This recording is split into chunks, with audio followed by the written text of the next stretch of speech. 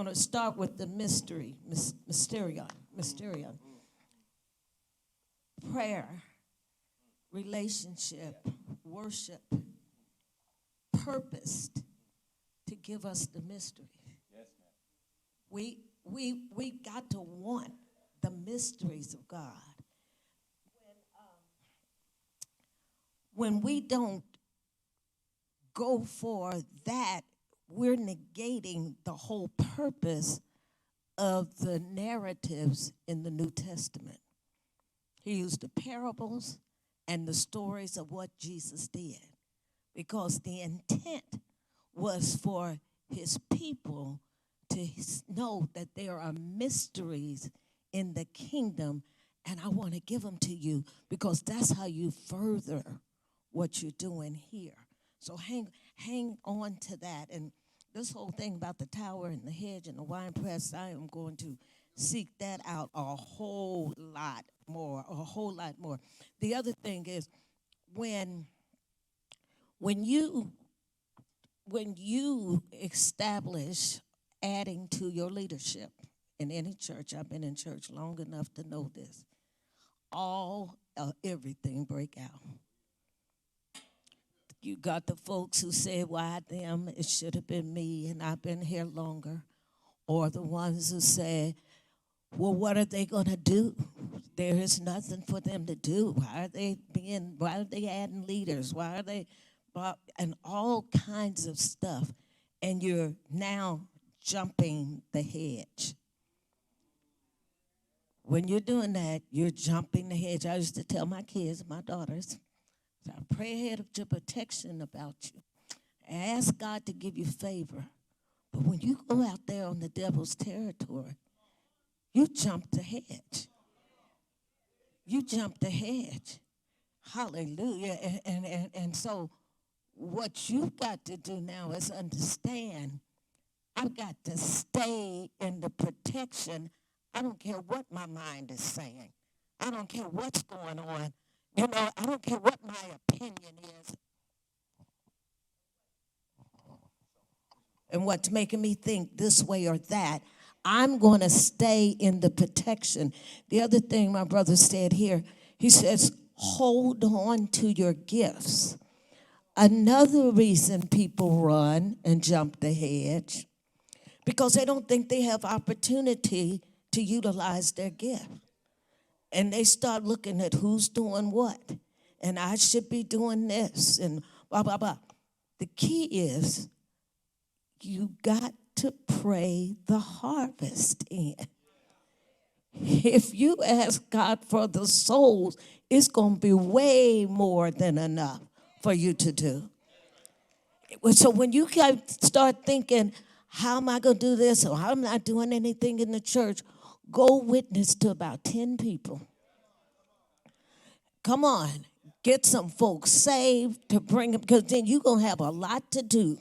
You're going to have a lot of work. It's going to be a lot of work. And I know in this season, we're going to have a lot of work. So just hang on in there. Don't jump the hedge. That is so important. Oh, my God. That is so important. Because, and then I'm gonna tell. I had an experience with a fox too. Were you in Tennessee when you said that? Okay, when you said Brentwood. So I was in Tennessee at my daughter's house, and I took my granddaughter and my great-granddaughter for a walk. So straight ahead of us, we saw a fox. And I was like trembling. Oh, my God, I'm out here with these kids. What am I going to do? But he just stared and looked for a while, and then he disappeared. So I said, oh, well, we can take off walking now because he's gone. When I got around on the other side of that street, that fox was over there. He went another way that I didn't know about to get back to where we were going. Come on, because he knew that territory, and I didn't. Come on, and that, listen up. That fox will do whatever it takes to destroy the vine. And most of the time it catches us. When we look up, we're in there. When we look up, we done messed up. When we look up, we done said too much. We done too much. We over somewhere that we had not been because you didn't see that fox. You saw him and you thought you was looking at him. And then when you got over there, he was standing right there like, yeah, I knew you was coming this way. Come on, I knew you were going to be over here. I still got you. I got the upper hand of you. So you got to realize, and I just love this. This is God, y'all. Because like you said, most churches don't even hang on to structure long enough for you to even preach or teach anything like this. And you got structure in this house. Just hang in there with God. Hang in there with God. When you start pushing out walls, it's going to be more than enough for everybody to do what they've been called to do. Just don't give up. Don't give up. Hallelujah. Because the new wine is in the cluster. God said, I won't destroy all of them because the new wine is in the cluster, the group of grapes. All of those grapes got something in it to add to the new wine. The other thing, there's a lot of stuff here, but I'm just going to say these few. I'm not going to go too far. The other thing was getting from Zion to Mount Moriah.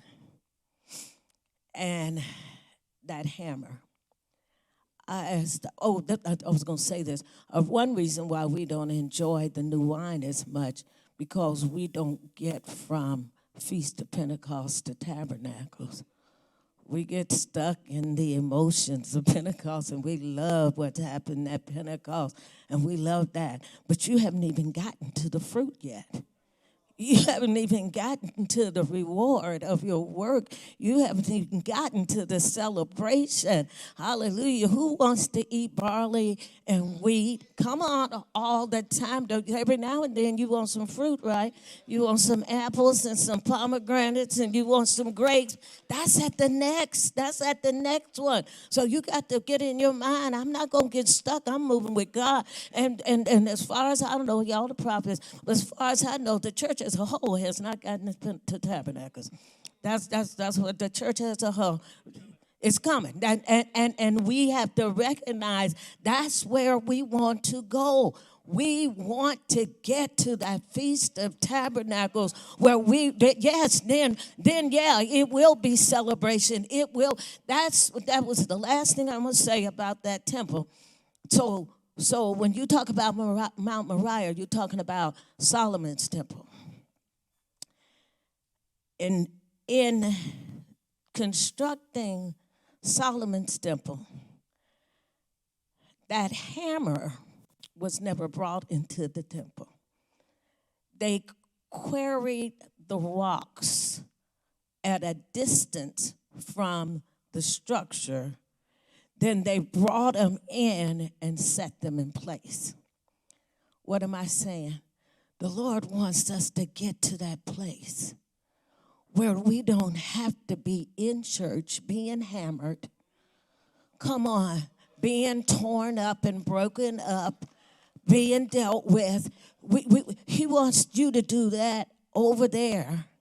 So that when you come into the house of the Lord, the priest can't stand to worship because there's so much glory.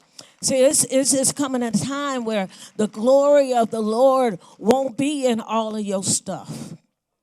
It's you get all of that knocking and hammering and dealing with you. When are we going to get past that? Come on, all of that breaking up. They said, when you read the story about Mount Moriah and Solomon's temple, they said they went to the distance, but even then, they were quarrying the best rock. Come on, to bring and put in place. Hallelujah. How many know the Lord is putting you in place? Hallelujah. Let him do what he needs to do now so that when we get to Mount Moriah, we won't have to be worrying about being knocked up and pushed up, like you said, where God got to deal with me and break me down and, and strip me because I am not doing what he's saying do. Hallelujah. Hallelujah. How many know this is a new day in God? This is a new time in God. We're getting ready. I believe it. I just believe it with all my heart. I know my days are counting down, and I got less in front of me than I do behind me. I know that to be a fact, y'all. And I want y'all to know, getting old ain't for weak people. You better be strong in the Lord and in the power of his might. Till you're going to get old, you're going to need some help. Ain't that right? Hallelujah. How many old people in here that's going to say, Lord, help me? Hallelujah, because my mind want to go where my body is saying no. Hallelujah. Come on, somebody. But I'm going. I'm letting my mind rule and say, take this body. And I'm telling my spirit, take this body where it needs to go. But we're in that day. We're in that day. We're in that day of the Lord, where all of our gifts are necessary. I want to say to you, when you say two of them are in ministry and one of them is not, but the one that's nursing is the one that's not, she really is. she really is. She really is. You see what I'm saying? And so and we got to let people know wherever you are, you're in ministry. Come on. You don't have to be on staff at the church. You are in ministry. And that's the only way we're going to get that harvest in here. And you make up in your mind that you're going to minister wherever you are and in whatever you're doing. I got a call of God on my life. I know that God is requiring me to speak to the lives of the people around me. Don't forget about your neighbors. Don't forget about your family. Don't forget about those people that you work with all the time. Those are God's people. He's trusting us to call them in, to bring them in, to share the good news, and we ain't saying nothing. Come on, somebody. It is time. It is time. There will not be that harvest if you don't go out there and reap. Hallelujah. God is doing in the earth what he needs to do, and we got to let him do it. Now stand up and give him a big shout and a praise, and we're going to go to the next level.